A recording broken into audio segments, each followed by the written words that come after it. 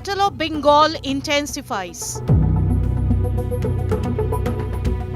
Amit Shah sets the tone for Bengal polls. Mamata Banerjee के शासन में सिंडिकेट, तोलबाजी, कट मनी न केवल वो सिस्टम को बढ़ावा दिया है, यहाँ कमाई करने का अधिकार एक ही व्यक्ति को है, भाईपों को है, और किसी को कमाई करने का अधिकार नहीं है। सब में हिस्सेदारी देनी पड़ती है। Mamata Banerjee fires back. ধর্ম মানে শান্তি, আর আপনাদের ধর্ম আগুন লাগিয়ে বেড়ানো। Battle lines drawn in Bengal. Hello everyone, you're watching To The Point with me, Marya, Shakil. The political temperature in West Bengal is rising fast. Home Minister Amit Shah has fired the opening salvo, launching a blistering attack against Mamata Banerjee-led Bengal government, accusing the Chief Minister of corruption, peddling fear and shielding infiltrators. The TMC too has hit back just as hard, with Mamata Banerjee questioning the BJP's national security claims and accusing the Saffron Party of hate politics and false promises. With Bengal shaping up as the BJP's final frontier in the east and Mamata Banerjee determined, one would say, to defend her fortress, the battle for Bengal has clearly entered a high voltage phase. Remember, the elections are scheduled for next year, but the poll bugle clearly has been sounded. First up the story, and then I bring in the guests.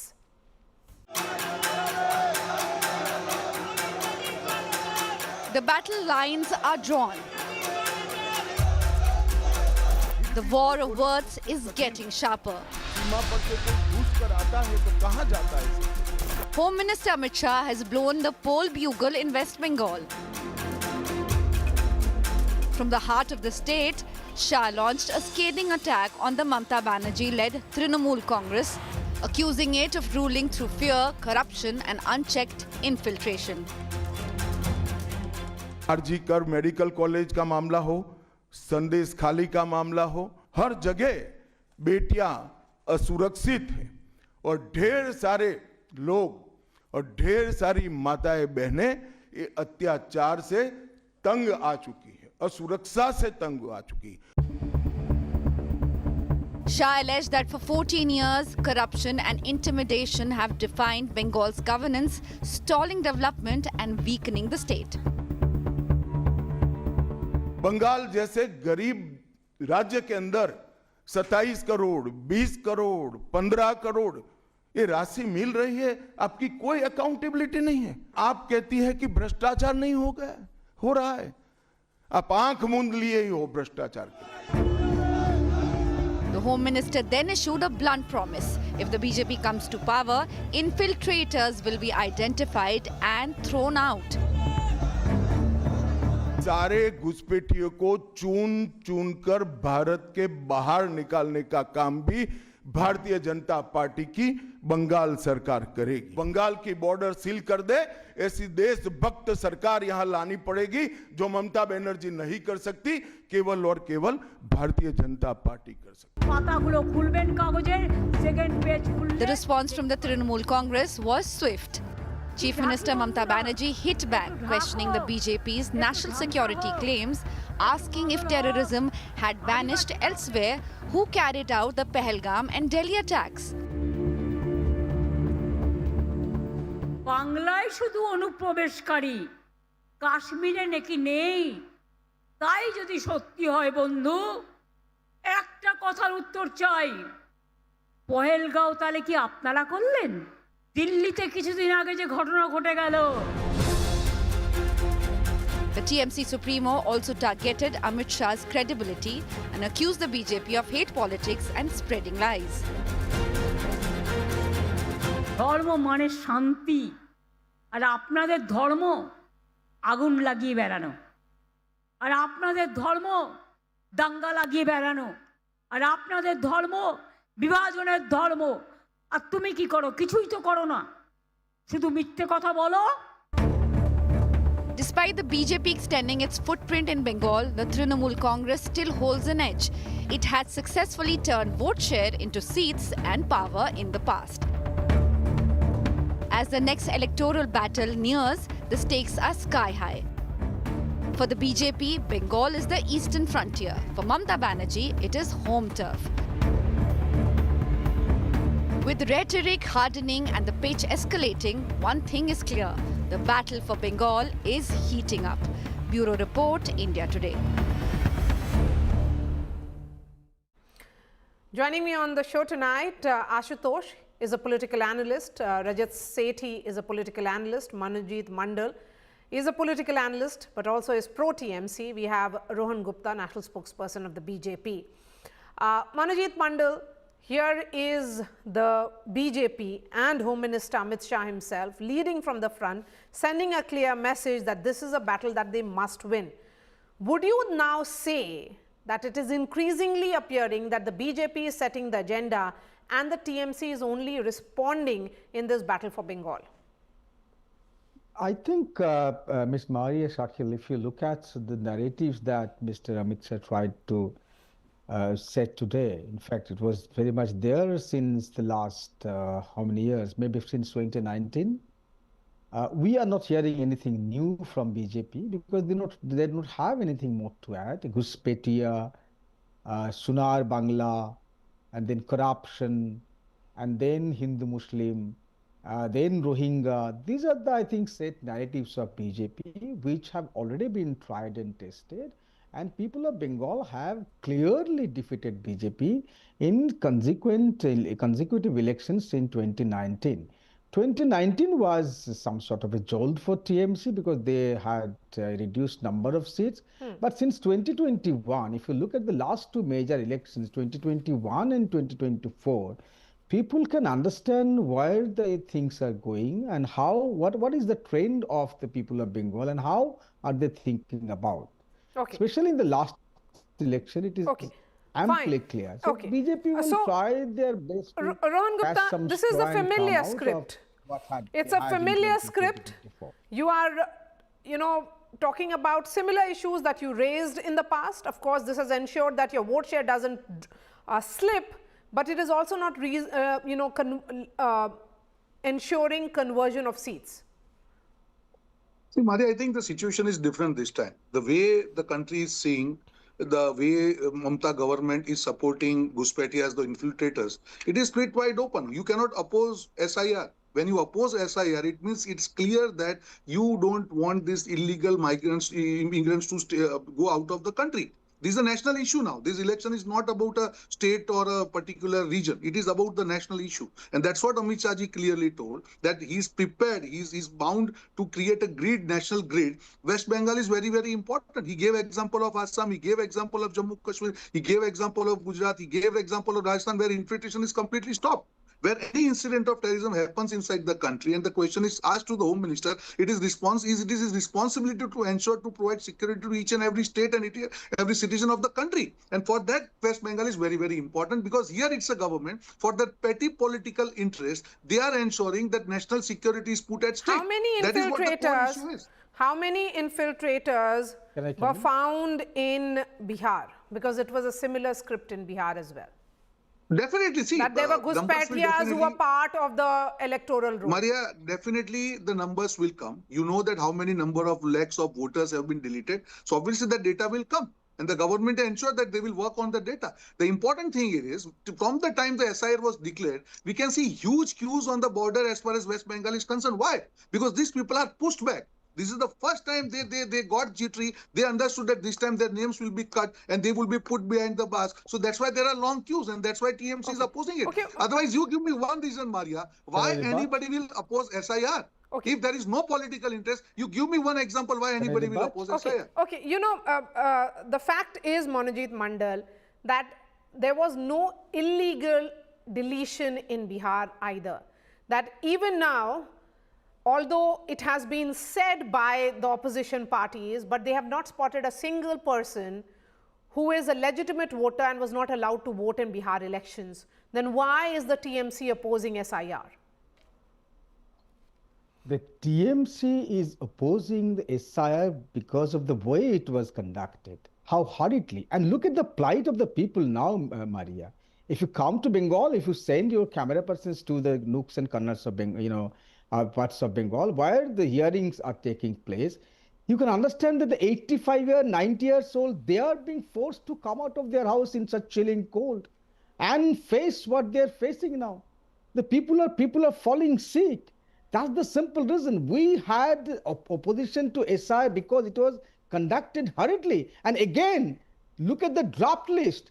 Even in the draft list that they have published in the last week or so, how many Rohingyas you have? How many illegal Bangladeshis do you have?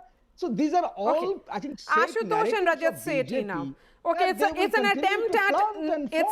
attempt at narrative setting. Ashutosh, BJP secured 77 seats in 2021 assembly elections, but when it came to the Lok Sabha elections, which followed, if you look at, if we were to compare it to 2019, the numbers slipped to 12. But it maintained a steady vote share of 39 to 40%. What does the BJP need? And do you think that this fear generation which is happening right now is a script which will yield BJP that significant 6 to 7% lead to the TMC for them to form the government? See, Marya, the numbers which shown in assembly election, in the parliament election, and the two subsequent parliament elections, they show that the BJP has a very strong presence in West Bengal. And Mamata Banerjee has to be wary of the BJP's presence. And you know how the BJP fights election. BJP is basically an election machine. It doesn't give an ounce to anybody, especially to their competitors. So obviously it's a tough battle for the Mamata Banerjee. But the test of the BJP lies whether they can surpass or reach to 42-43% vote share. If they can, then I think they'll have a good chance. If they can't, then they'll be in trouble.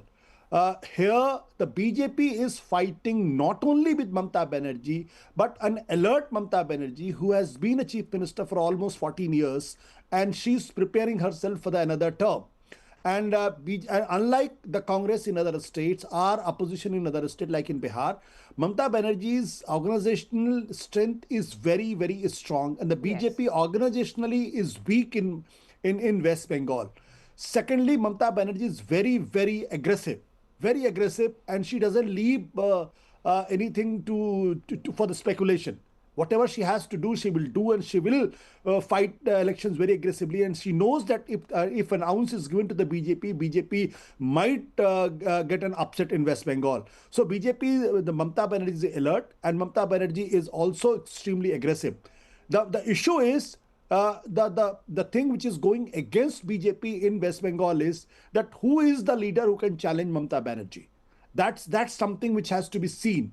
If there is an aggressive of the same stature, I don't see anybody in West Bengal BJP. Ashutosh, there have been multiple examples where the BJP doesn't really need a local leadership to challenge the incumbent. I agree with you, but Mamata Banerjee is not the normal leader like Naveen Patnaik. Anybody can draw a comparison with Odisha and Naveen Patnaik because Naveen Patnaik was also a chief minister for more than 2 decades. But Naveen Patnaik was defeated. Let's not forget it. When Naveen Patnaik is a very sober, a very low-profile politician, very low-profile chief minister. Here is the example. Extremely aggressive. Rohan, respond to this, and then I bring in Rajat. The fact here is that Ashutosh is saying that here is an aggressive Mamata who is the real Mamati Manush. She understands the state perhaps better than the BJP here. And she knows if you give an inch to the BJP, they'll acquire the full land. Marya, I remember Ashutosh ji asking the same question at the time of Delhi. Same questions. I still remember 1-2 debates that, okay, he was opposing Arvind Kejriwal, but he was asking the same question that you don't have that kind of aura. He has to understand this is not a presidential form of election. The people vote for the policies, the people vote for the growth, the people vote for the delivery. And that is what they compare. When you compare Mamata with BJP, BJP has delivered in the states. BJP is the only party which can kill the anti-incumbency and win again and again. That is because of the delivery. It doesn't come like that. It's not just election management. It's a delivery of your commitment to the voters, to the people of the country, and that is what that makes BJP different from others. Apart from that, just give me 10 seconds, Marya. There are other issues. It's not only about illegal migrants, whether it is economic development, whether it is corruption, whether it is women's security, whether it is depriving Bengalis of the central scheme. I have lots of friends in Bengal. They are deprived of the central schemes. They feel that they are left out from the good story of the India. They feel cut off. And that is what BJP will ensure this time, that the West Bengal, which was leading the country for economic growth before the Mamata and Before I bring in Ashutosh and Monojit Mandal, I have to give the opening comments to Rajat Seth, who has been extremely patient as well. While we may talk about the opponents of the BJP in Bengal as extremely aggressive, here is Home Minister Amit Shah, who has made this his personal battle as well. Rajat, the fact is that this Bengal has the potential of being a BJP territory, was identified by Mr. Shah when he was the BJP president. He started that aggressive campaigning then, and he's continuing because he arrived in Bengal yesterday and he's going to be there in the state for 3 days, holding meetings, holding press conferences, trying to understand where are the gaps which have to be plugged in. So you have to see this battle for Bengal as Prime Minister Modi and Home Minister Amit Shah on one side and Mamata Banerjee on the other. Thank you, Marya. While I agree with your assertion that this is the battle royale primarily because of the ideological, sharp differences between the two folds, I still see that BJP goes with the same vigor, even in so-called quote-unquote easy states. It goes with the same energy, with the same organizational might, and they are going to repeat the same. Why I believe the BJP would be sensing an opportunity this time, it is because of that the typical Hindu Bhadramanush, which was largely indifferent, that while the TMC people were involved in syndicates and all kinds of nefarious things, they were still okay bearing with that because of the cultural pride that Bengal felt with its rooted leaders and all of that. But I feel this time, especially after RG Kar, and the father of the victim still running pillar to post, not even being able to get a lawyer who can fight the case. That just shows that something fundamentally has happened, where the trust of the common people in and around, for example, Kolkata, which comprises of 30-40 seats, that in itself is shaking. There is a reason why Mamata Banerjee has forgotten her old turf, where whenever we used to land, she used to have a huge holding with she doing a namaz. Right now, she's on a spree to build temples. So something fundamentally has shifted, and she's a smart leader. She realizes that something is shifting, and I need to go back and ensure that while I start my vote share not with 0, but with 35%, I need to add those extra 10% of the Hindu votes also. And I think she realizes that by this assumption, that for the past 10-15 years, she has survived on this very simple arithmetic, while BJP and other Communist Party and other parties have to start with 0, she had to start with 35. Okay. But now that is flipping, and that is changing because her hold on the remaining 60-65 is on the shaky ground. Okay. Monojit Mandal, the BJP is looking at their strategy to counter what is visibly an outreach for the Hindu votes by Chief Minister Mamata Banerjee. She has already inaugurated the Jagannath temple in Digha and foundation stone laying ceremony for Durgangan in another town, in New Town. Isn't this reach out for that very important constituency that Rajat is speaking about? I think TMC is a classic political party that believes in the idea of secularism. In fact, they call it the party which believes in temple, mosque and church. This TMC stands for that. Okay. In fact, if you look at Mamata's life for the last 50 years of public life, she has always been a devout Hindu. But that doesn't mean that she won't recognize other religious denominations in the state. That should happen always. I mean, what's wrong in building temple? What's wrong in building a Jagannath temple in Digha? In fact, it's the BJP which opposed it. Even now, yesterday's particular temple that Mamata inaugurated, not just to commemorate Ma Durga and to give some kind of gift to the people of Bengal, just to also remind the people of Bengal or India that So then this why is are you recognized by okay, by perhaps UNESCO. Rohan, The you BJP should is now respond to this. opposing. It's very Why are you interesting. opposing it? If you have Mamata Absolutely no. Banerjee ensure that there are temples being built in They Bengal. went to the High Court to oppose Jagannath Temple. They Why went are to the you High Absolutely, Court. see, there is find no the question of PI. opposing. Here, the point here, Mamata Banerjee has realized now that after allowing the inauguration or maybe foundation laying or whatever you call of Babri Masjid, this is really unfortunate. The name of Babar is glorified in West Bengal. That was allowed by Mamata Banerjee. Then she started realizing that ground reality is completely shifting from TMC. And then this Chunavi Hindu has come out at the fag end of the election. Why will people trust? They will see the track record of 4.5 years, where it is Ram Navami Julus, whether it is opposing, when people were opposing killing of Hindus in Bengal, hitting those people. So this is Do you feel Chunavi that Hindu. people of Bengal So will trust I have us? just No. enough time Chunavi for Hindus cannot be trusted Ashutosh now. and Rajat Sethi. Ashutosh, let's discuss the challenges going ahead for Mamata Banerjee in Bengal and challenges also for the BJP. I mean, perhaps you can explain challenges for Mamata Banerjee and I'll ask Rajat Sethi to explain challenges for the BJP. Go ahead. See, Marya, just Rohit was comparing with the Rohan Gupta was comparing with the Kejriwal. I think what is missing the point is that Kejriwal was chief minister of only 1/4 state. Second point, there was no police with Kejriwal. And third, Aam Aadmi Party's organization was in bad shape. But Mamata Banerjee is the chief minister of a full state with the full force of police and administration. And her organizational strength is extremely very good.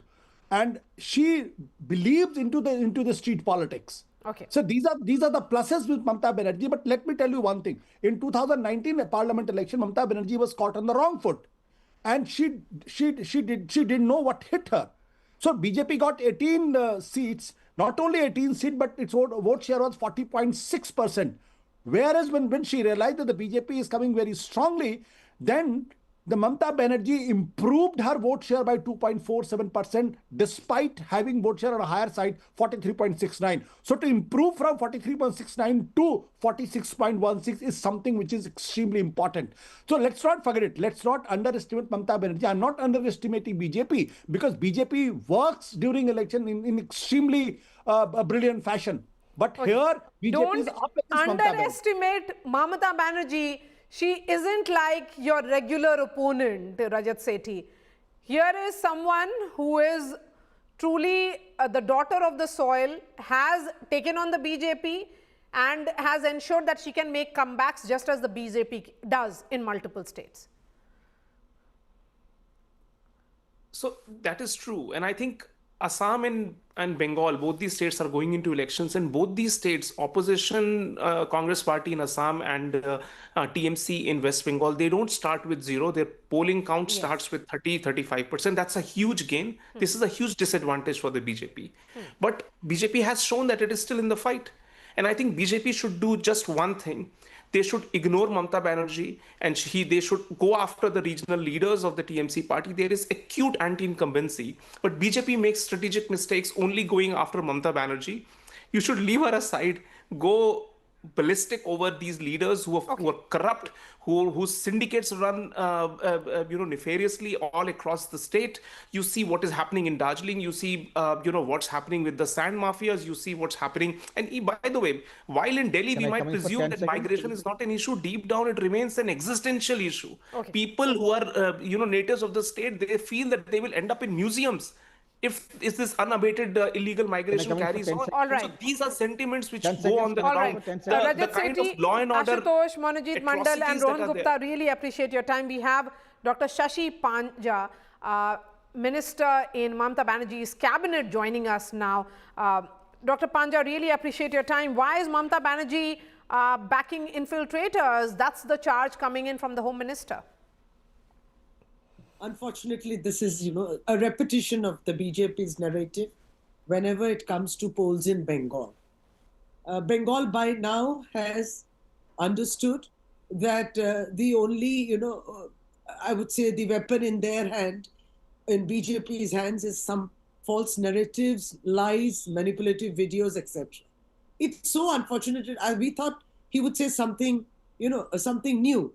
But he didn't speak. And when he speaks about Ghuspetias at a time when SIR is underway here in Bengal. You know, we were still looking at Bihar SIR 2025, in which the exclusions were never shown that the deletions were due to Ghuspetia, which he also said in Bihar. He's just flown in from Assam, where he, Assam is also going to have its elections soon, but of course after us. And BJP is there now BJP is in power in Assam. So he still said in Assam that if you want to stop infiltration, bring BJP back to power.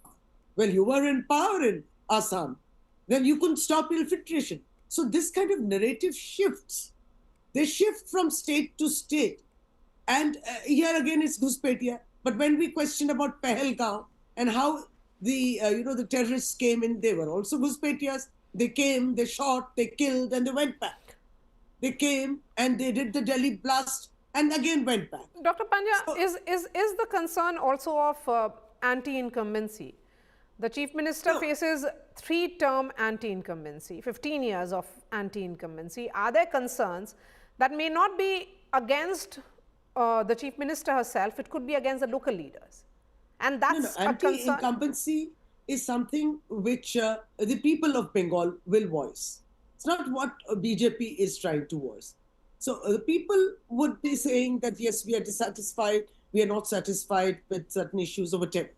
But you know where Bengal stands, Bengal's Janta understands that Bengal has been deprived economically.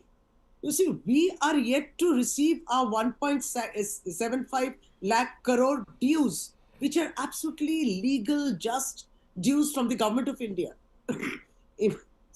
Imagine if we got all that money, we could have done much more for Bengal's development. And here Amit Shah is saying, Vikas nahi hota. You see, you are stopping Vikas ka money, which is due to Bengal. You have stopped important schemes. It took the Supreme Court to tell the government of India that you should not have done this to Bengal. You are supposed to release those funds. Meanwhile, even the Manrega changed to something else. On the other hand, since you are saying that the centre is stopping schemes, they are saying that you do not allow the central run schemes to be implemented in the state, that you're depriving the people of Bengal of what is there, of benefiting from those schemes which are being run by the Modi government. No, it's not that. It all started way back when why only we? Every state has a share of 40% in all those center development schemes. You know, there is a center state sharing. So all that we were saying is why should it be Pradhan Mantri Gramin Yojana? We are not saying CM Gramin Yojana, Gaon Ki Yojana or something. Pradhan Mantri Awas Yojana, why? It should be Bengal Awas Yojana or call it Gujarat Awas Yojana, call it Uttar Pradesh Awas Yojana. Why Pradhan Mantri Awas? This is how the disagreement began. But Pradhan Mantri doesn't really mean Mr. Modi here. Of course, he is the Prime Minister here. Yes. It is, of course, he is the Prime Minister here. It is not as specific as a Mahatma Gandhi, Rozgar. Mahatma Gandhi is Bapuji, the father of the nation. Absolutely, ma'am. My limited point here is that the disagreement can be why deprive the people of Bengal of schemes which are ensuring success, uplifting the lives of people and benefiting the poor in other states? Yes, that is a question you should be asking the BJP, because you know when they stopped it after they lost in Bengal in 2021. They lost in May 2021, they stopped it in December 2021. And we continued, and all those teams, remember those 150 teams visiting every district of Bengal. Mane छानबीन इतना हुआ, लेकिन कुछ नहीं निकला. There were only few errors in few blocks where you could have stopped the money if you really wanted, but you stopped the money for the entire Bengal because it was politically motivated. That's what we went to say. Okay. And Dr. Pandya, what about this opposition to SIR? We have seen, I'm just going to give you an example of Bihar, my home state. The opposition there also took the BJP and the Election Commission to the court. The response came, and then in the elections which were held in Bihar, they could not find a single voter who was deprived the right to vote. So everyone who voted and was a resident of Bihar got the right to vote. So why oppose SIR if it is indeed about cleaning up of the electoral rolls? So in a way, we understand regarding the Bihar SIR, it is still in the courts of law. So now what has remained is that it is just an academic exercise. The vote is over, the government is in power. The court is still going to hear the Bihar SIR case. See where it is. And what we were saying was, what was the hurriedness? This could have been done in 2024 itself with that amount of time. In Bengal, if you really wanted to do it. But in Bengal, it is happening.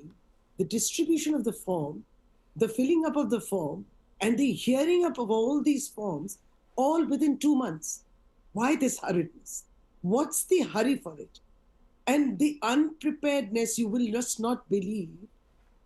Every day, the Election Commission is changing its directions. Okay. Because it is unprepared. The software is not updated. The frontline workers are being pressurized.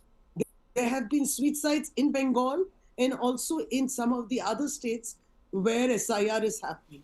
But nobody takes cognizance of this human life factor. Okay. No accountability of the Election Commission.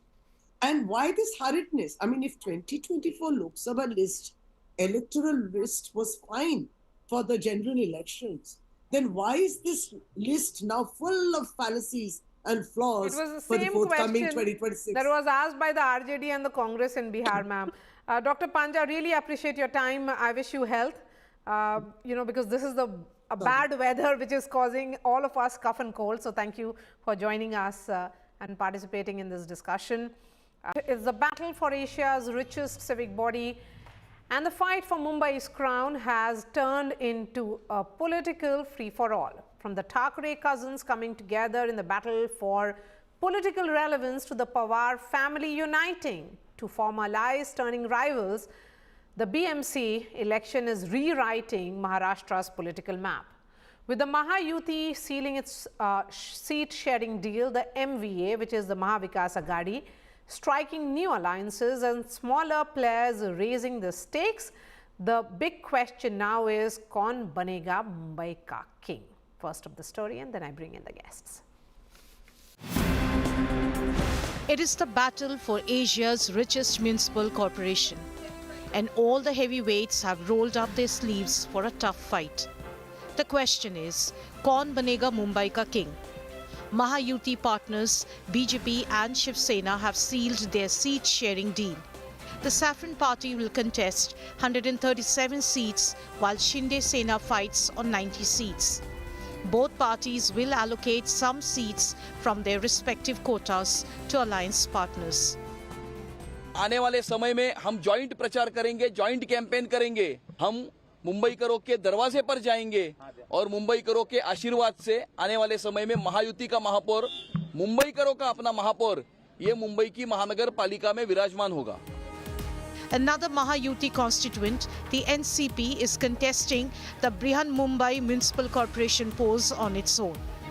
Meanwhile, Union Minister Ramdas Athavale, who is part of the NDA, has expressed displeasure over the BJP ignoring his party. हमारी तरफ BJP ने अनदेखी की है। एक तो Republican party BJP का 2012 से मित्र है और युति की महायुति करने में रिपब्लिकन पार्टी का योगदान रहा है भीम शक्ति शिव शक्ति के माध्यम से ही। तो मुझे लगता है कि जो चर्चा चलती रही उसमें एक बार भी हमको नहीं बुलाया था आरपीआई को। In the Maharashtra Vikas Aghadi, Shiv Sena, UBT and MNS have formed an alliance, bringing the Thackeray cousins together after 20 years.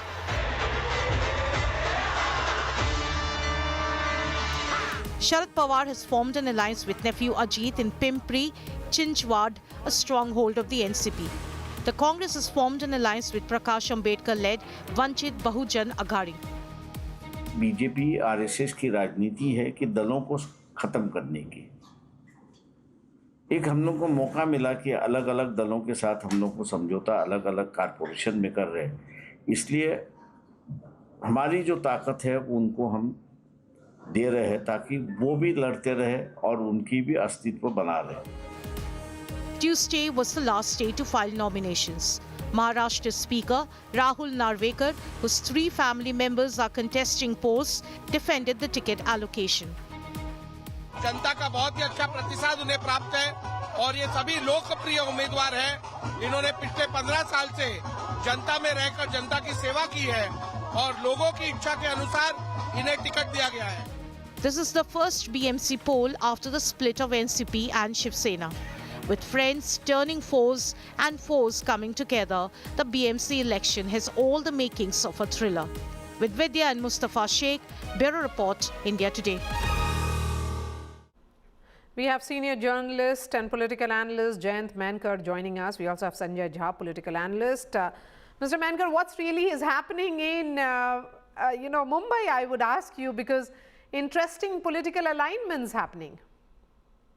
I can't say it's very interesting because 5th of July, when Devendra first tried to impose Hindi on Maharashtra, I must say that Hindi is not some anathema to any Mumbaikar also, because Bollywood serves Mumbai. But when it was thrusted, Raj Thackeray that particular point, and there was he gave call to which Uddhav responded. And on that only, for every Mumbaiker, it was felt that that Thackerays are going to come together. In a way, coming together by Thackeray's legacy, we used to be divided between 3 factions after Shinde Sena was formed. It come together and in a way given the chances of Shinde Sena as well as BJP also do that alliance. But Congress, which was not even ready to take Uddhav Thackeray also in 2019, even in 2019, Congress had some doubts in supporting Uddhav as the chief minister. This time, the Congress kept its foot down and said no to MNS. And in a way, Uddhav, who actually became chief minister due to Congress and NCP, this time he preferred his estranged brother, who virtually for 20 years took on him, abused or used all sort of criticism against him. But this time he preferred just to maintain his charisma or his control over 75,000 crore body. And that's the thing that the Thackeray's have come together. Just yes, but would you not say that, Sanjay Jha, that in this unification of Raj and Uddhav Thackeray, the stakes have become far more high for them.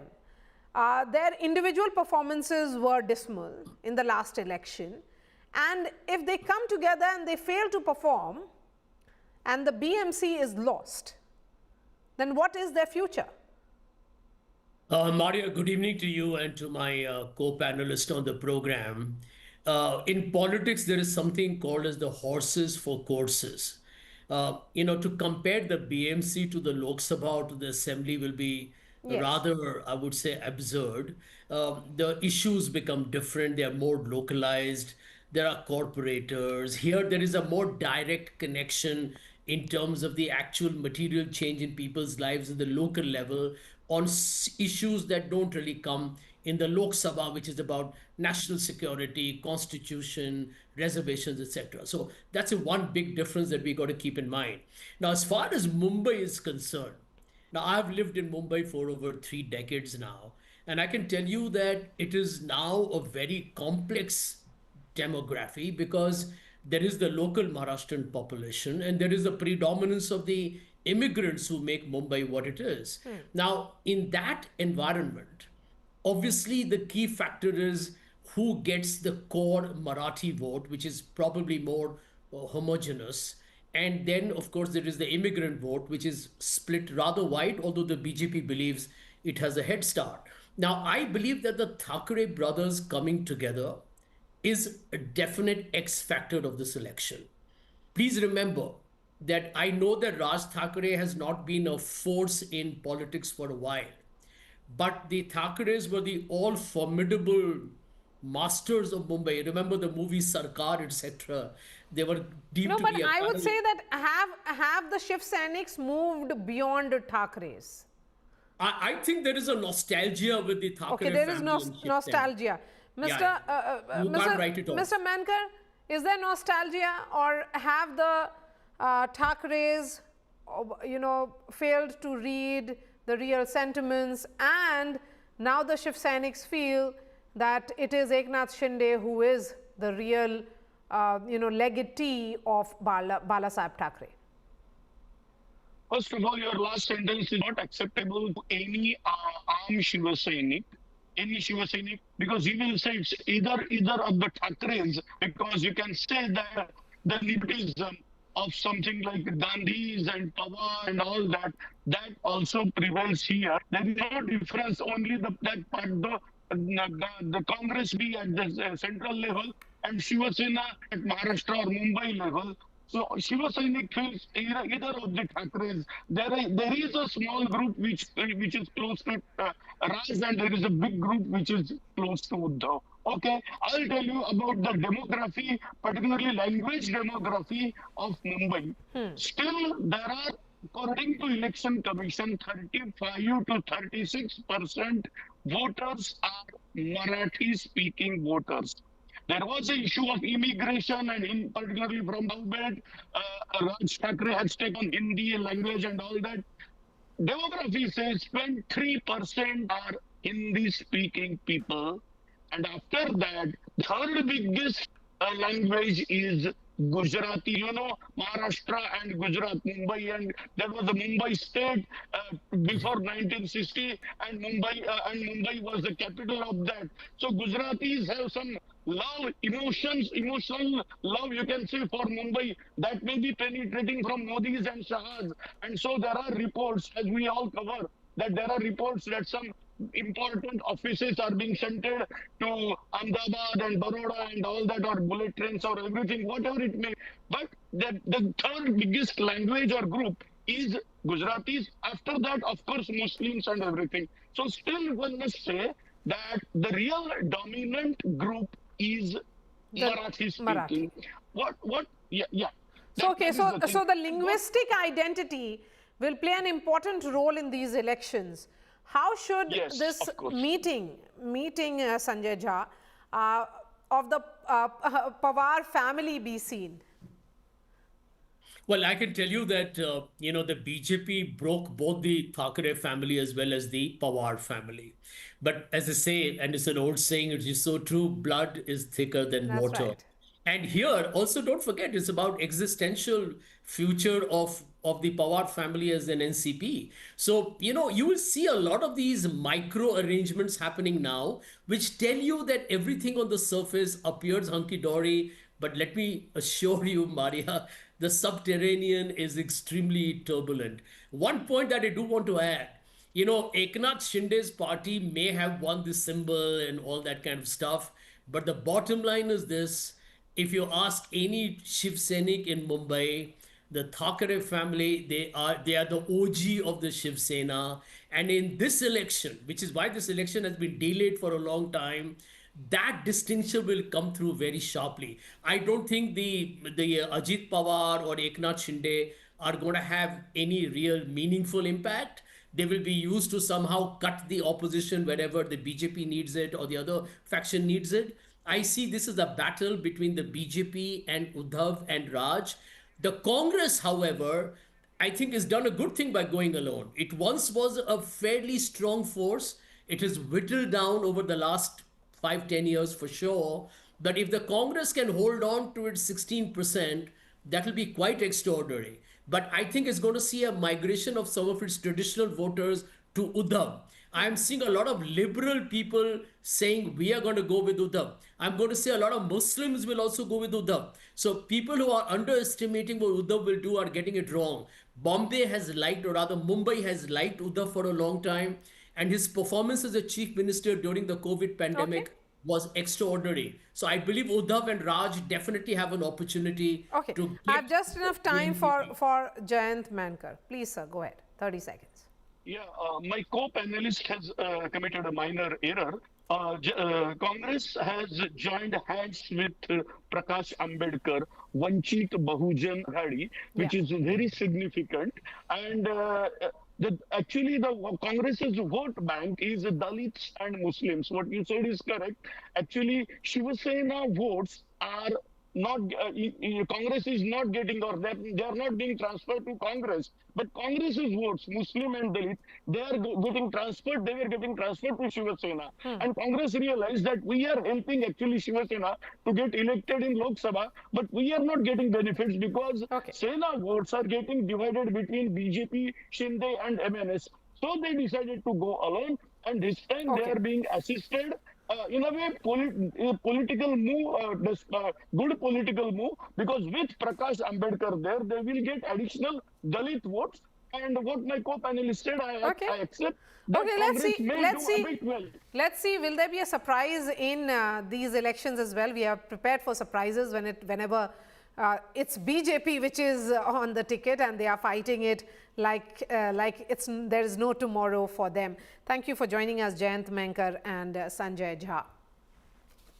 And in more news, wedding bells are set to ring in the Gandhi Vadra family. Priyanka Gandhi and Robert Vadra's son, Rehan Wadra, is all set to get engaged to his longtime partner, Aviva Beg, in February of 2026. Here's that report.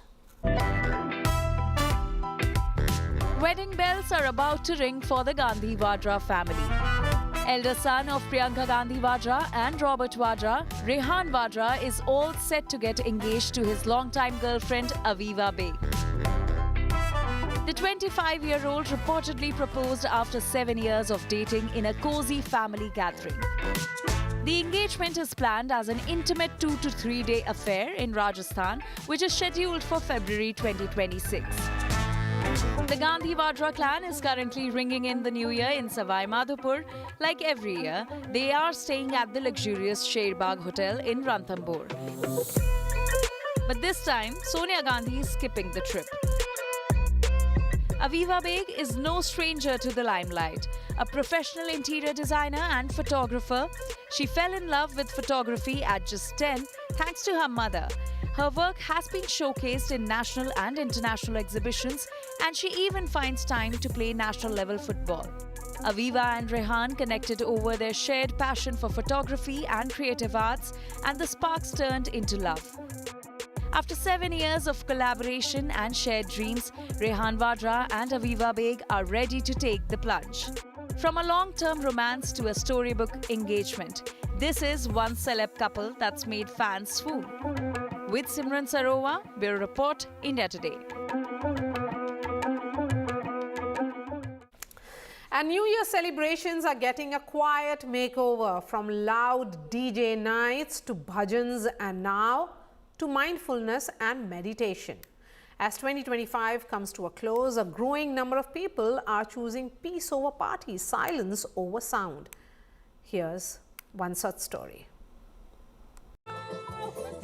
New Year means celebration, but the way we celebrate is changing. There was a time loud clubbing was in trend. Then came bhajan clubbing. And now, in 2025, the new year is being welcomed not with noise, but with peace. In Delhi's Ghitorni, New Year's Eve at Zorba, the Buddha looks very different this time. On December 31st, instead of a DJ night, there's a meditation and spiritual festival. People dance, meditate, and reconnect with themselves. This isn't traditional meditation, it's modern, expressive, and energetic. Here, participants first release their inner energy through intense dancing and then move into complete silence. For many here, this is about leaving behind the weight of the year gone by, the stress, the fatigue, the emotional baggage. The reason is simple.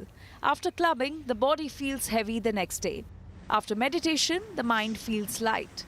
And that's why meditation festivals are fast becoming the new New Year trend. We'll do a lot of spiritual kind of awareness games and also hard dance. Hard dance is like a community dance, which is very good to connect to people. And also, I remember, yes, we'll also be doing law of magic. Law of magic is actually based on Osho's vision. It is how we can be magical in our life, how we can attract love and spirituality and bliss in our life. So this new year, it's not just about resetting the clock at midnight. It's about resetting yourself. Less noise, more peace. That's how 2026 is being welcomed. With Manisha Ladda, Bureau Report, India Today. So meditation festivals are emerging as the newest New Year trend. That's all from me. Thanks so much for watching.